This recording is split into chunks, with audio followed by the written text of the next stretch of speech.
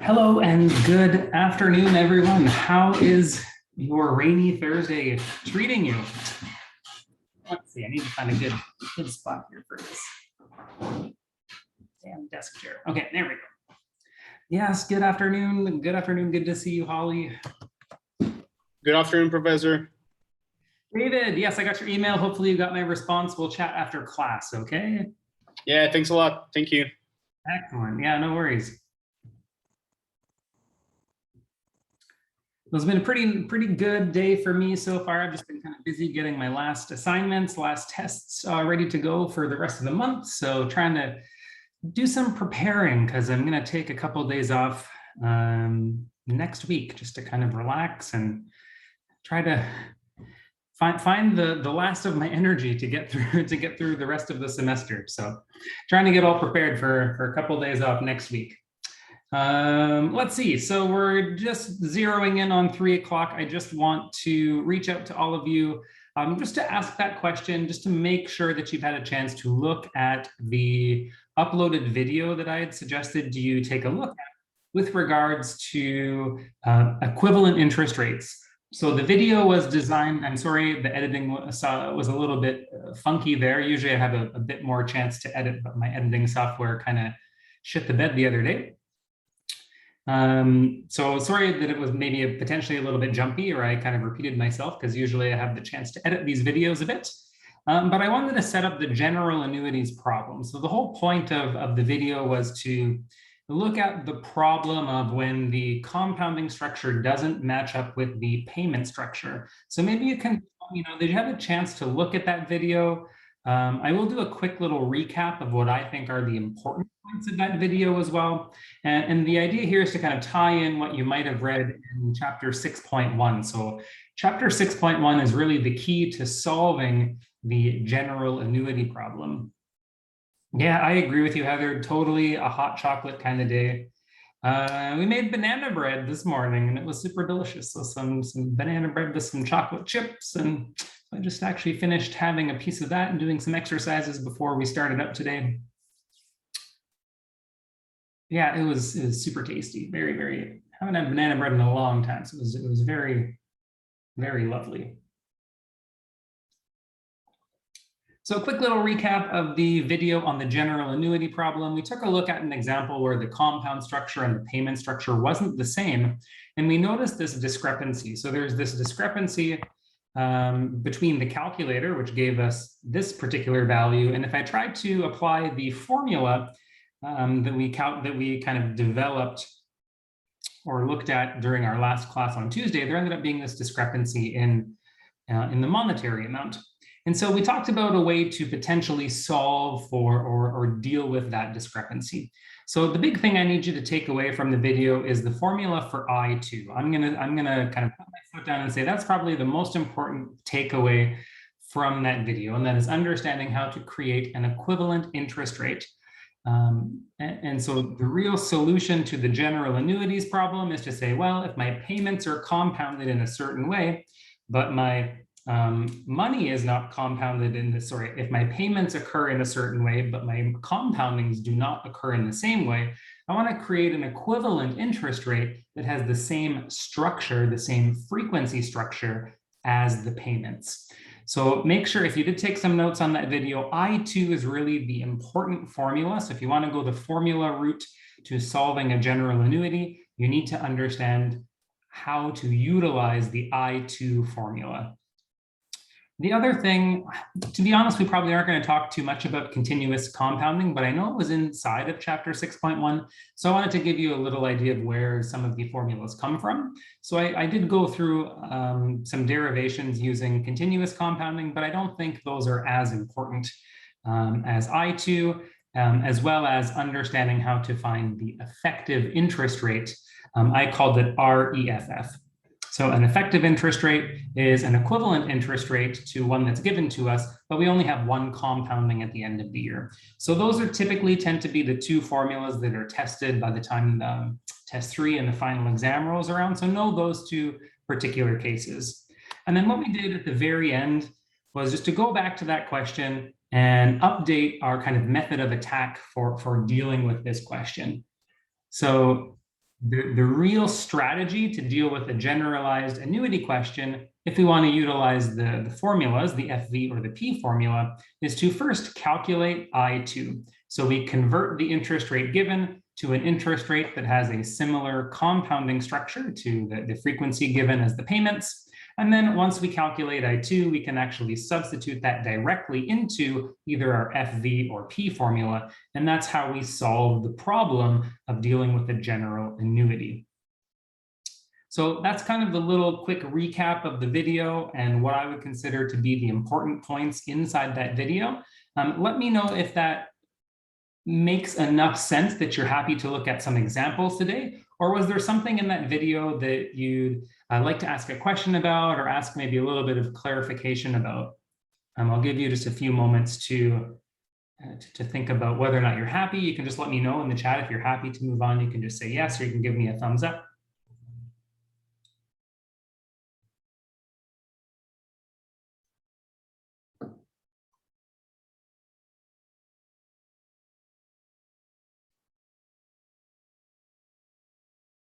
Yeah, so that's kind of the goal today, Kate, is to do a bunch of mixed practice today and make sure we're kind of comfortable setting up how to use the calculator and comfortable understanding how the formula structures work too.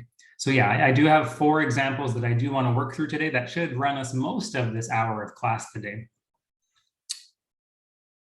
So, okay, so it sounds like most of you are kind of in that boat where you're like, hey, I watched it, maybe let's do a couple more examples. And so I'm just going to title this today as mixed practice. There's going to be a little bit of general annuities. There's going to be a little bit of simple annuities here. And we're going to start to kind of see how to kind of tease out which is which. So how do I know if it's a simple case? How do I know if it's a generalized case? And in the case of a generalized annuity, we need to do that extra calculation of finding I2. So that's the goal for today.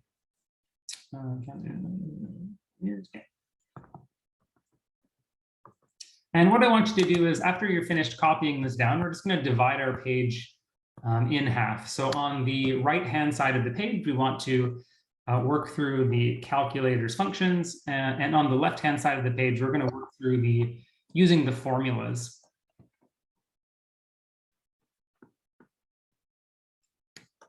And that way, the nice thing about doing practice is, if you do utilize the formula route, you can always double check your answers by using the calculator. We will eventually see some examples where we have to use the calculator. There's no real way to kind of deal with that problem algebraically. So especially in an online course like this, I really do value being able to utilize the calculator's function a lot. You're going to see me put a lot of priority over the next couple of classes in really making sure you understand how to find the values to put into the calculator. It just makes doing your test a little bit faster. How did you feel about timing for test number 2? I haven't really started marking your tests. I have a meeting that I'm running into at 4 o'clock right after our class. I'm going to start probably marking your tests during that meeting. And I had my other online class. I actually just finished marking my other online classes tests. But how did you find, did you find you had a kind of enough time to work through the test this time? Did 25 minutes feel like it was a little bit better for test number 2? So Heather says, yeah, it was a bit better having that extra bit of time. No, that's good. That's not supposed to be 25, but oh, one was 20. Okay, I spent over 20 minutes, so the extra 5 helped. Yeah, and remember, Holly, too, that even though it says 25 minutes, that's just when it closes. So I mean, you can still keep working away. If you've written the question down or written some parts of the question down, you can still keep working away on your rough work. So I know that, I kind of look at your test, and if you accidentally go over time, I can look at your rough work and still use that rough work to update marks. I was done, but it said 20 minutes. I just was commenting on it. Okay, that might have been my fault for just not updating one to 20 minutes.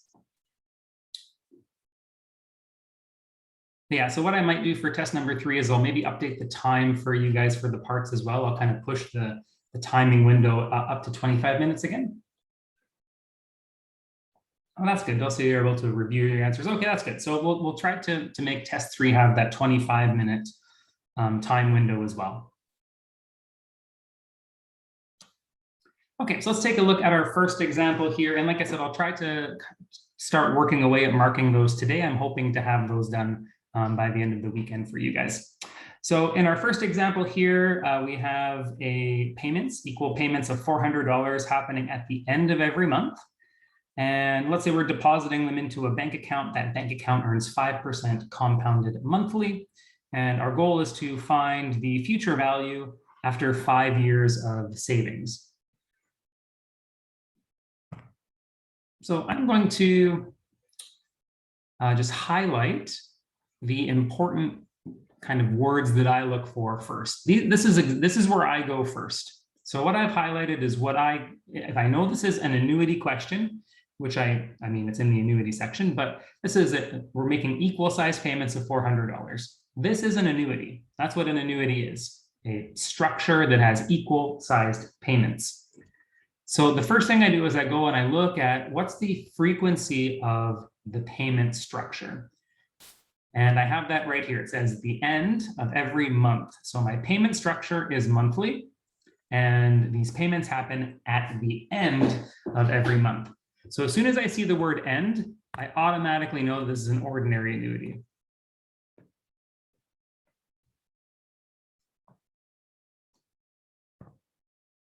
Is this a simple or a general annuity? And how do you know? So is this simple or general? And what gives that away?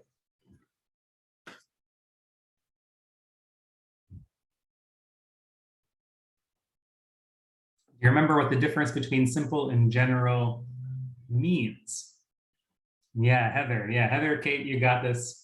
It's simple because the frequencies happen to be the same. So we're looking at the payment frequency, which is every month, and we're looking at the compound frequency, which is also every month. So before I even do any calculations whatsoever, I need to know what kind of annuity structure I'm working with. Okay, so in our case, this is an ordinary and a simple kind of annuity. That's really important. Okay, so what does that mean? That means I can go right to my formula sheet. I can look at the ordinary annuities section on my formula sheet, and I can grab the future value.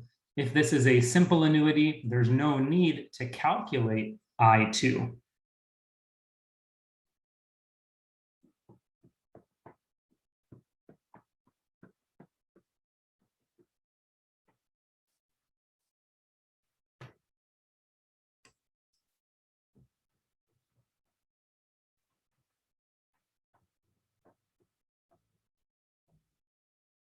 So we can find the future value using our formula by multiplying the payment size by the following fraction.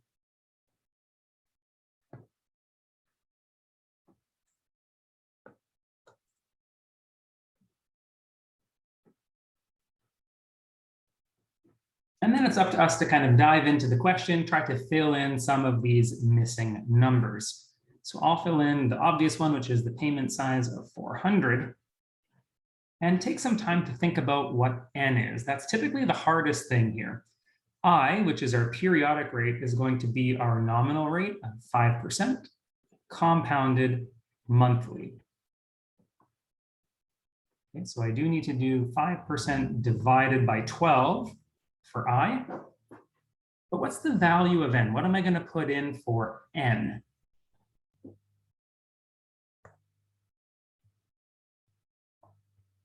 So Kate suggests 60. Do we agree with 60? Are we happy with that? Holly says 60 as well. So 2 of 27 of us, okay, 4 of 27 of us agree that it should be 60. Yee, says Blake. So yeah, you can calculate n by multiplying T and F, where F is the payment frequency. So we are putting money in for 5 years. Our payment frequency is every month. So that's where 60 comes from. Yeah, nice. So it seems like most of you are comfortable with that. Okay, so let's try to, can that be simplified? That's not really nice. So let's try to put this into our calculator, see what pops up. If you do get a future value before me, because I'm going to use it on the screen, if you get a future value, let me know what you get. And we can start kind of verifying our answers and make sure we're happy with our final answer here.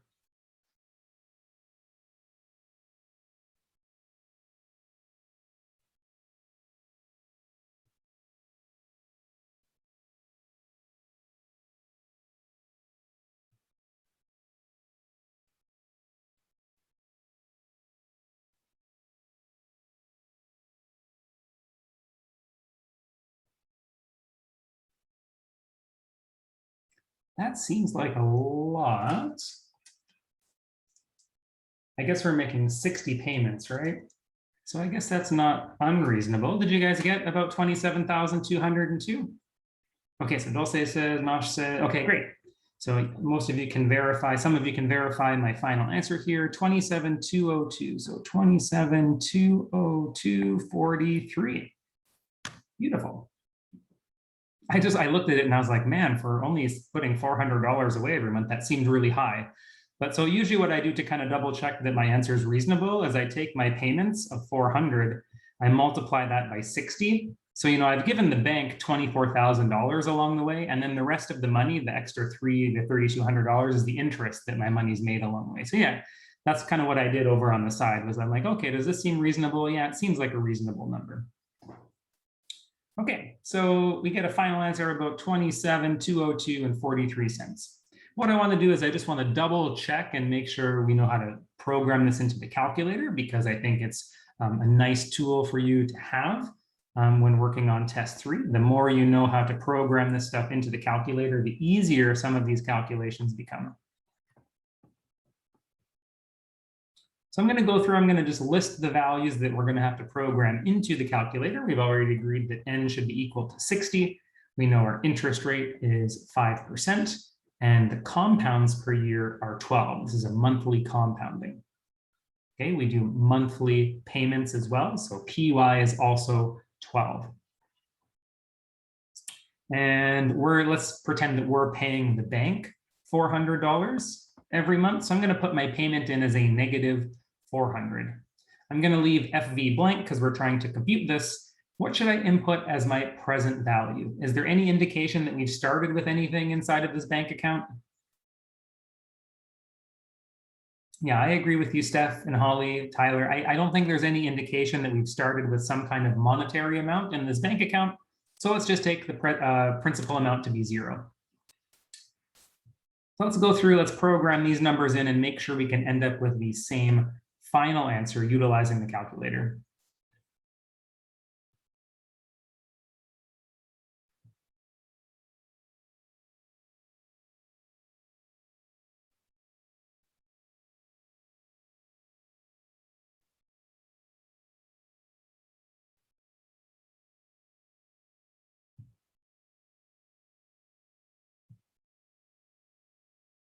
All right, and so kind of quickly running through those numbers into the calculator, I do verify our final answer here of $27,202 and then 43 cents.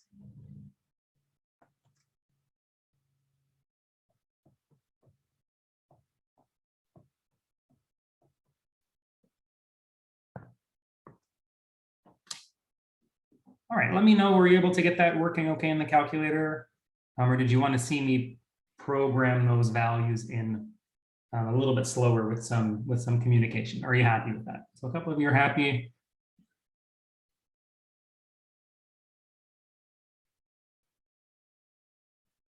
Okay, great. So most of you feel, sounds like a lot of you feel really comfortable being able to program that in. So this one's not too bad, right? This is a future value formula. I don't find the future value formula for a simple annuity that challenging. So debatable. I mean, they both take, probably an equal amount of work to come up with a final answer.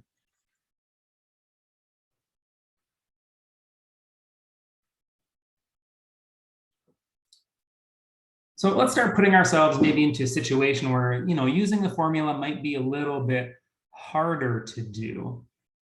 So in our second example, we're going to walk into the bank. We are going to purchase an annuity structure for $50,000 today. So I'm going to pay the bank $50,000 right now. And what the bank does is they're going to essentially invest this money, this $50,000, at an interest rate of 4.5% compounded monthly. Okay, the payment structure they're going to give back to us is a quarterly payment structure. So they're going to give us payments every 3 months. Okay, those payments are going to come out at the end of the quarter, at the end of this 3-month period. That's going to happen for 4 years. So I walk in today, I'm going to pay the bank $50,000. 3 months from now, they're going to give me my first equivalent size payment. And then they're going to give me another in 6 months, and then another in 9 months. And they're going to keep doing that for 4 years.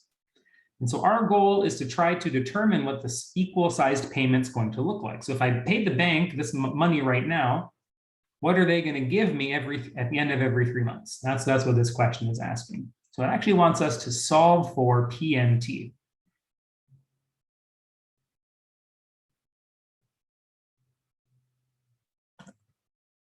Now, before we start really doing any work on this question, I do want to try to figure out, am I working with a simple or a general kind of ordinary annuity? So we haven't really talked about the annuities due yet. So I look at this word, I see end of every quarter. I know this is an ordinary annuity. That's all we've really talked about so far. But is this a simple or a general case? Are the frequencies the same or are they different?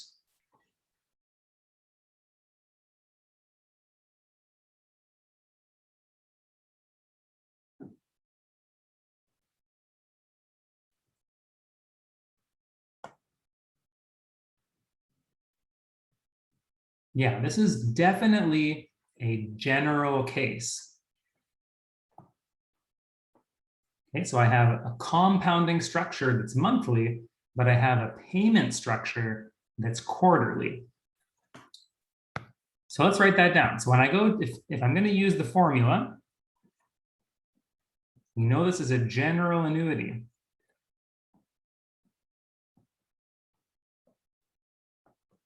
So we need to calculate I2 first. Then we can apply a formula from the ordinary annuity section that makes sense. We're just going to put I2 in there instead of I.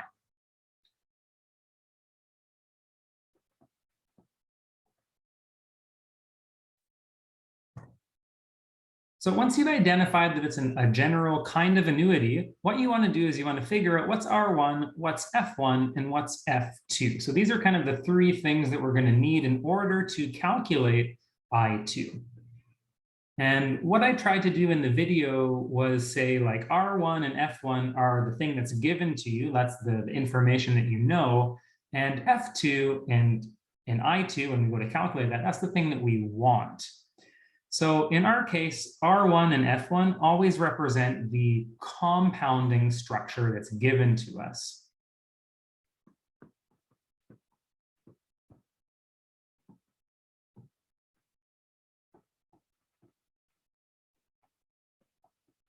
So I know that R1 is 4.5%, and I know that F1 is going to be monthly, or the frequency is going to be 12. So that's what's given to me in the question. But since my payments happen every quarter, I know that I want a compounded quarterly kind of structure. I need these things to match up in order to utilize the formula. So the payment structure always represents F2. Okay, so our payments happen every quarter. So we're going to take F2 to be equal to 4.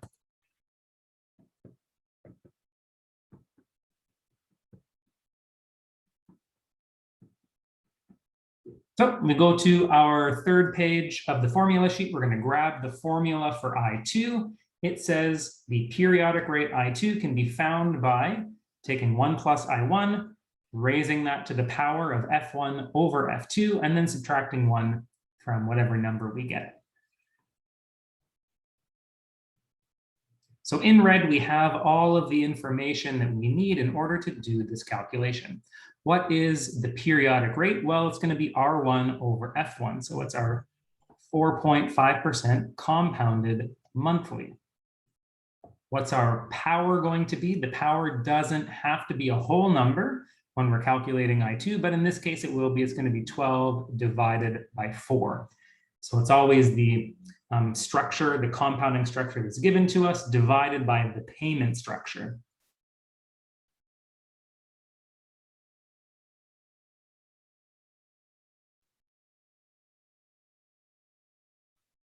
All right, so I'm not going to pop my calculator up this time. I'm just going to do this kind of with the one I have on hand. And let's just double check and make sure we get the same decimal number here. So I get a decimal number that looks something like this. So I'm just going to pause here. Let me know if you get the same decimal number for I2.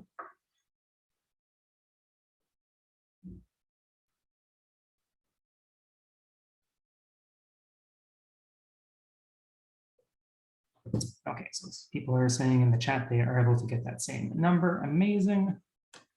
So that's kind of step one. So step one is always to calculate I2 if I have a general kind of annuity. And then from here, this is an ordinary annuity. So we're going to go grab a formula from the ordinary annuity section.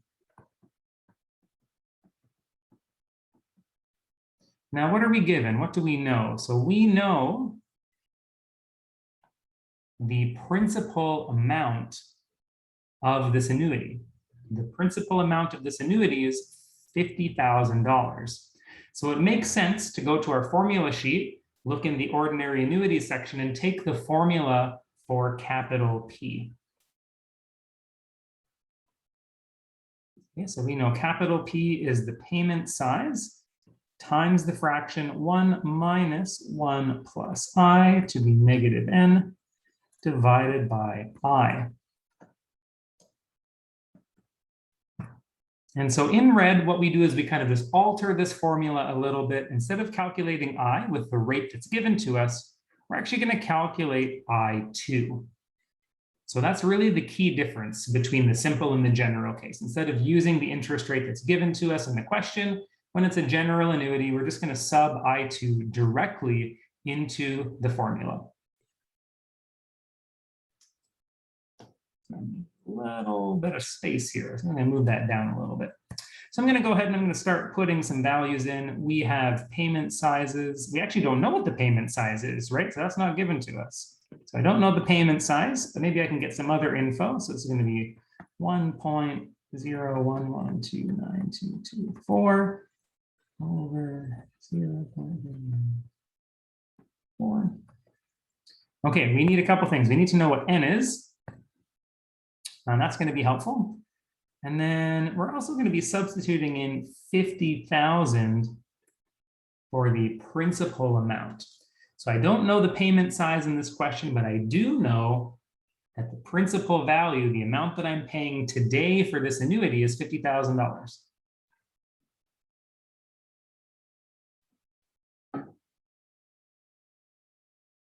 So how many payments do we get altogether?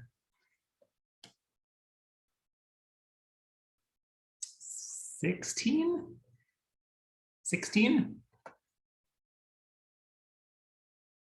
16? Okay, we get 4 years of quarterly payments. So n should be 16. So I'm going to have a power of negative 16 here. Okay, this is kind of awkward because I don't know the payment size. So what I'm going to do is I'm going to try to simplify the fraction inside the square brackets first. And then I'm just going to divide 50,000 by that number. So let's see if we can agree on what this number is inside the brackets, okay? Be careful with the numerator. So you're going to have to use maybe like some order of operation brackets here. So I'm going to start with my 1 minus, and I'm going to go right into a bracket right away. 1.0.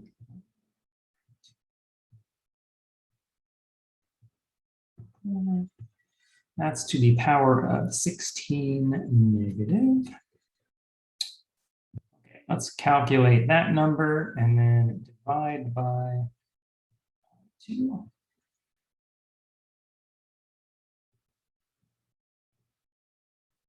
So I get around like 14.56. Do try to keep as many decimal places as you can here.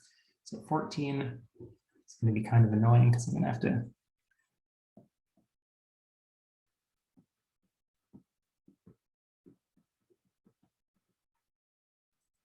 have to keep cycling back and forth. 5, 6, 296866. 296866. How's my memory? Is it still doing okay?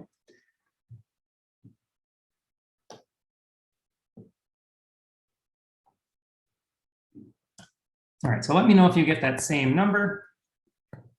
If you are happy with that number, the last step is to take our 50,000 and divide by the 14.56, and that should hopefully give us the size of these equal sized payments.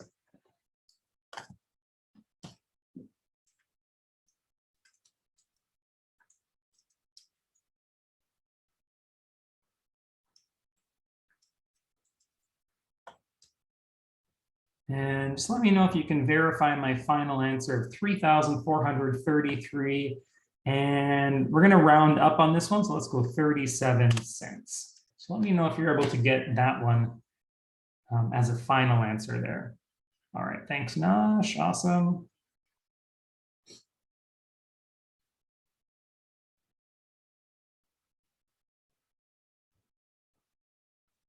Okay, Madison, awesome.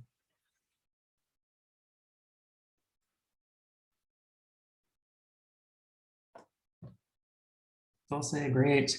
Okay, so it seems like a few of you are able to happily get that final answer. If you're happy with that final answer, we do want to come back and just double check and make sure that the calculator can verify that answer for us as well. So of course, if you're writing a test or you're working on the final exam, you don't have to do both. You only really need to show me one of the ways of calculating the final answer. But I think it's going to be nice for you to have both ways, right? When you go back to review your notes, I really do believe that it's nice to see multiple ways to get that final answer.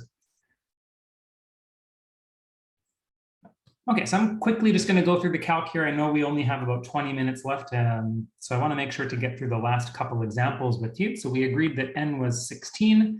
The nice thing about working with the calculator is it will do the general annuity stuff for us automatically. There's no need to calculate I2. So I can just tell the calculator the interest rate that's given to me is 4.5% compounded monthly. However, I do need to tell the calculator that the payment structure is quarterly.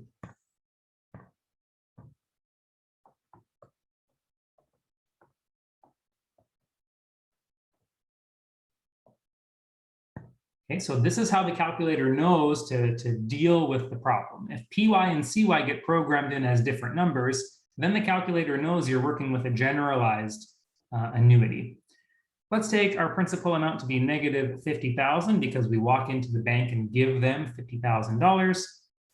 And let's assume that at the end of our 4-year span, we've withdrawn all the money the bank's paid us, everything back.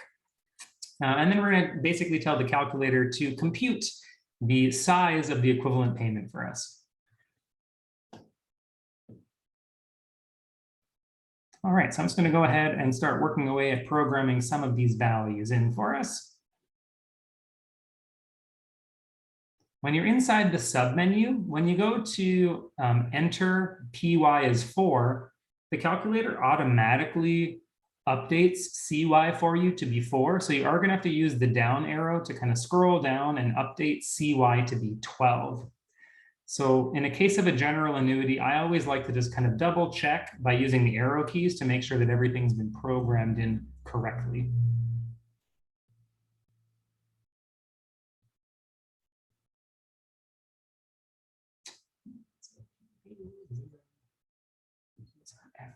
And I'm going to compute my payment size. And the calculator is able to verify the $3,433.37.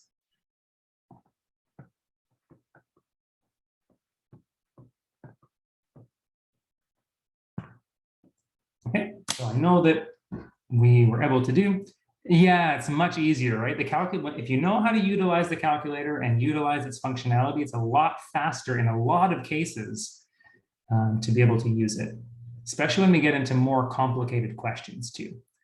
So that's why I'm a very big advocate of learning the calculator earlier rather than later.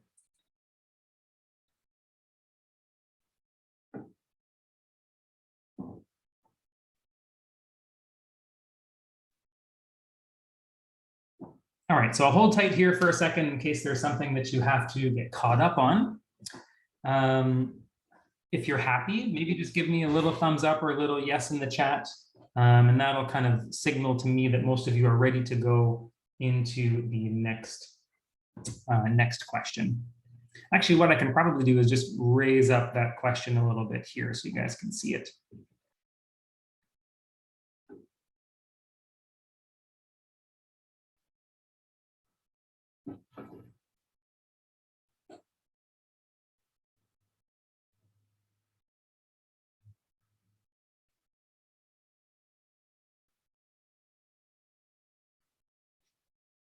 need to do a little bit. I need probably a little bit more space than what's given to me here. So let me just kind of scroll this last question down a bit. There, hopefully that frees up enough space for us. So next question, we have interest rates are 7% compounded semi-annually. We want to determine the principal value. Okay, so determine the principal amount. So this is the capital P formula of a stream of $500 payments.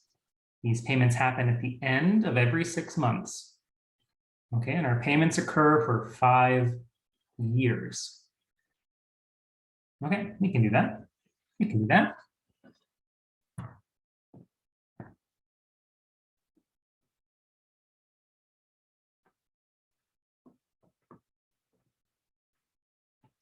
Definitely an ordinary kind of annuity because payments are happening at the end of every 6 months. Is this a simple or a general case? Do the frequencies line up or do they not line up?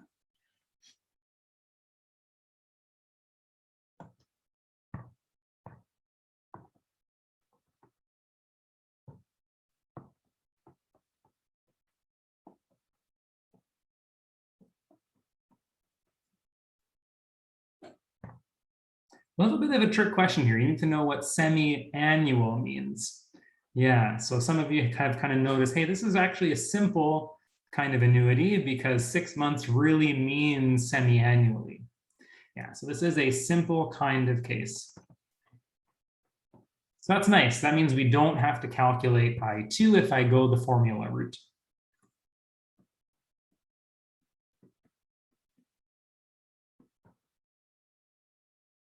Okay, so every 6 months really is semi-annually, 2 times per year. Okay, so we know that it's a simple kind of case, so that means I can just go grab my formula for the principal amount. It's going to be the payment times the following fraction. And then we need to just look through the question and see what numbers we can input into this formula. So I'm going to try to speed this up a little bit because I know we're running a little bit short on time here and I want to get through one last example today as well. So put our payment of $500 in. It looks like we have 7% semi-annually. So 1 plus 7% semi-annually. Okay, so we need 0.07 over 2. And then we need to find n. So n, I feel like it's going to be 10. Does that make sense? So n is t times f, which is 5 years, semi-annual. So n should be 10. Okay, so we're going to have a power of negative 10 here. Okay, I'm going to do that here on my calculator on the side, and then we can just kind of verify our answer at the end.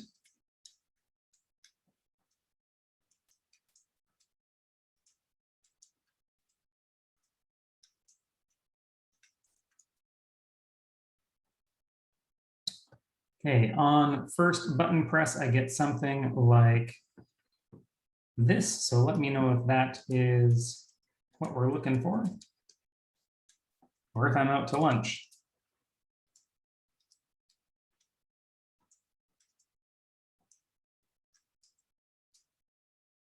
Okay, so I did it twice. Dulce says she has the same as me. That's good. So we have 1 verification. I'd like to see 3 or 4 people happy with that number.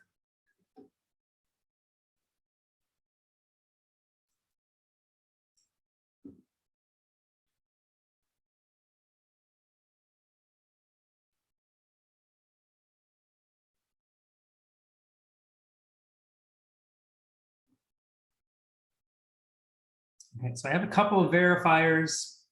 I know that I'm running a little bit short on time, so I'm going to start getting the calculator stuff set up as well.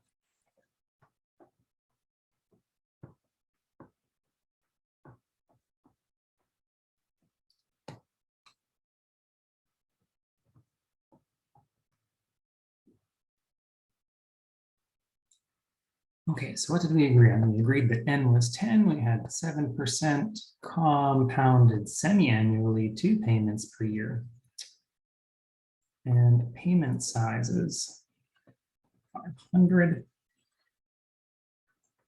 I'm going to find the principal value, so let's assume FV is 0. Okay, so these would be the numbers that we would need to verify this calculation on the calculator. N is 10, we've talked about that. Interest rate 7%, semi-annual. Okay, so the semi-annual goes here. The payment structure goes as PY. Every 6 months means 2 times per year that we receive payments or that we pay these payments.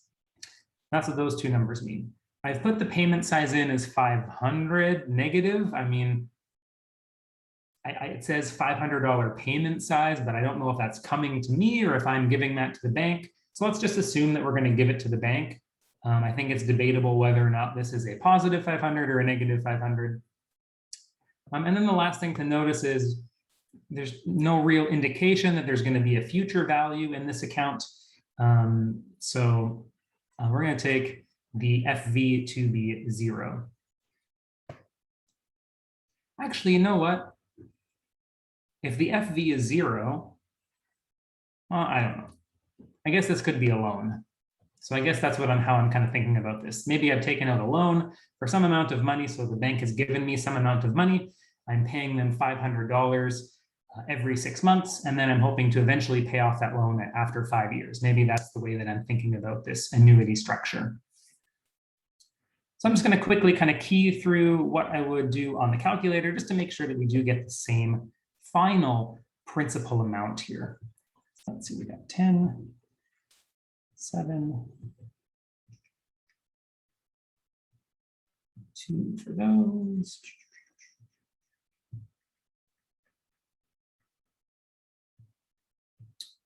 Payments of 500 and a future value of nada. Let's compute the PV, and we do get $4,158.30. So we are able to verify that one on the calculator. Excellent. Perfect.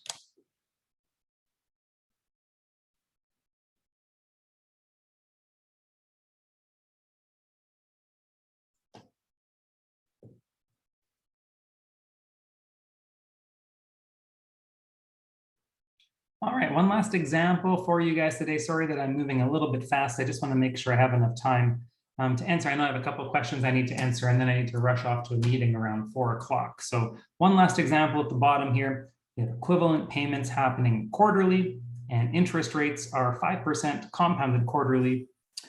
Future value of the payment stream 10 years from now is $75,000. Do we know end or beginning? Or okay, so payments are happening at the end of quarter, and we're trying to find the size of the equivalent payments.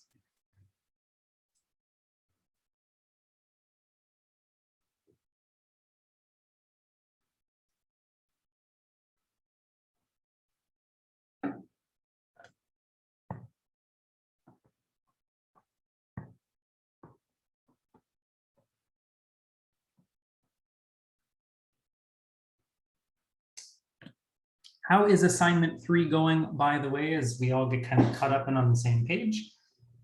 I know that I believe on the PDF, it says that assignment 3 is due on Friday, but the Dropbox says the due date is on Saturday. So I've had a couple emails from students saying, hey, I know the assignment says due Friday. Can I hand it in on Saturday? Totally fine. If you guys want to hand it in on Saturday, there will be no penalty for handing it in on Saturday by midnight if you need that extra day. Okay, guys? I probably will not start marking those until Sunday or Monday because I want to mark your test number 2s, or at least review them before I start marking assignment 3. Just so you guys are aware. So if you need that extra day, totally fine. If you want to hand it in early, totally fine. I'm probably not going to get marking it till late in the weekend or early next week anyway. So that's just there in case you need that clarification. And you're more than welcome. Never hesitate. Yeah, bless up. Never hesitate to, if you're getting a little stressed out about stuff, never hesitate to ask for like a day or 2 extension. I'd rather you be proactive and ask me for that extension rather than email me kind of like the day of and be like, I'm overwhelmed. So, like if you ever think you're kind of running into a little bit of a situation, and you want to look out for yourself, I'm pretty flexible with regards to this kind of stuff. So I just want you to feel comfortable reaching out if you do need that time. But yeah, I'll start marking them over the weekend. So hopefully I'll get them back over the Remembrance Day long weekend. We have a nice long weekend coming up next week, right? We get Thursday and Friday off. Thursday to remember, and Friday because we all need a mental health day by the time mid-semester rolls around, right? Okay, I have 6 minutes. Let's go ahead and start cracking our way through this question. This is going to be an ordinary and simple annuity because our frequencies are the same. We know that the future value of this payment stream is $75,000. So it makes sense for us to go to our formula sheet and get the formula for the future value of an ordinary annuity. And that's given by the following formula. Okay, the future value is $75,000. I don't know what the payment size is. I'm going to actually solve for PMT. And then we know the interest rate is 5% compounded quarterly. And the hard part is always figuring out N. So let's see, we have 10 years quarterly. I'm putting money down, and that's probably going to be 40, 10 times 4. Okay, 10 years of quarterly payments feels like N equals 40 to me. If I'm out in left field, let me know. So because we're trying to solve for PMT, the best I can do is actually just try to simplify this bracket. So I'm going to do that with my calculator over on the side.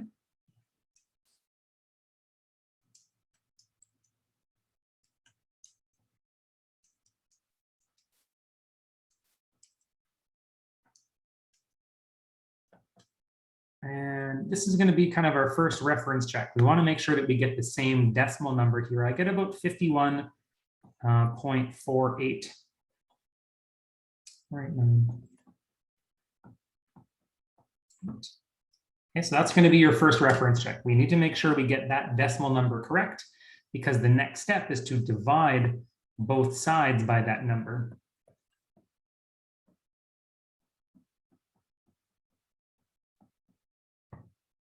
And that should give us the size of the equal sized payment.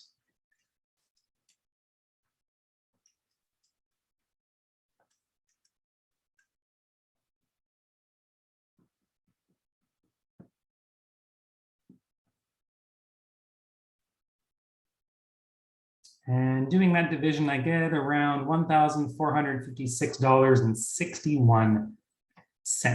So if someone's able to kind of verify and make sure they're happy with that. Okay, so Nosh is able to verify. That's great. Thank you.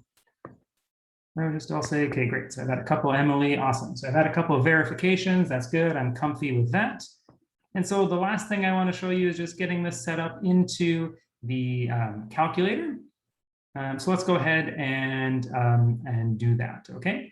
So let's see, we know N is 40, we've talked about that. The interest rate is 5% compounded quarterly. We have quarterly payments. We know that the future value is $75,000. Let's assume, I don't know, let's assume we can walk into the bank in 10 years and just take that $75,000. So that means our payment sizes are probably going to come out to be negative, but that's okay. Let's just see kind of what's up. So let's see if I can program that in and get the calculator is going to give me a negative PMT, but that's okay. We'll just take the absolute value of that. So what did we say? 5%. Let's get in here and do 4 and 4.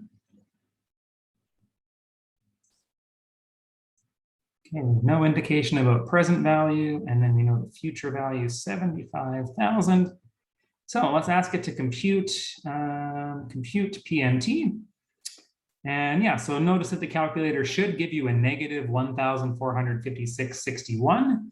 That really just means that we're giving the bank this amount of money on a regular basis, on a quarterly basis, so that when I walk into the bank 10 years from now, I can withdraw $75,000.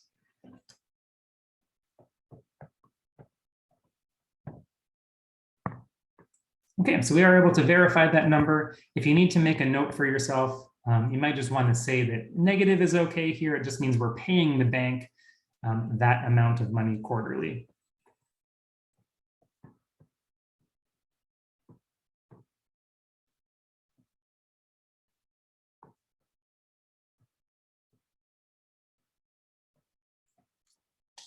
if we had instead put a negative number in for FV, so just so you guys know, if we had taken 75,000 and we made that a negative number and we put that in for the future value, and I go to compute my PMT, the PMT size should come out to be a positive number.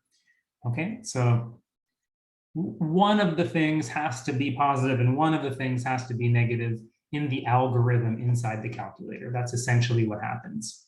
I think it makes more sense from my perspective to say, hey, I'm going to pay the bank $1,456.61 every quarter so that at the end of my savings, I can withdraw $75,000. So that's kind of how I've interpreted this question. Okay, so if you have any other kind of final thoughts or questions, I'll stick around for a few minutes. Otherwise, have a really lovely weekend, guys.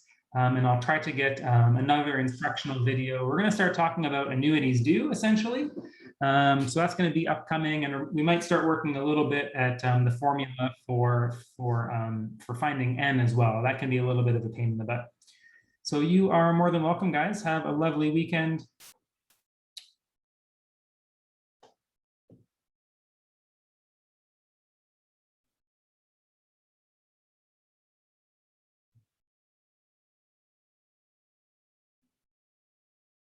Yeah, no worries, Garrett. Hopefully that extra time helps you guys out. Okay, so Gene, I got your message. I don't know if you're still kicking around. Yeah, it looks like you're still on the chat here. So, okay, I'm just gonna actually just stop the, so just let me stop the recording.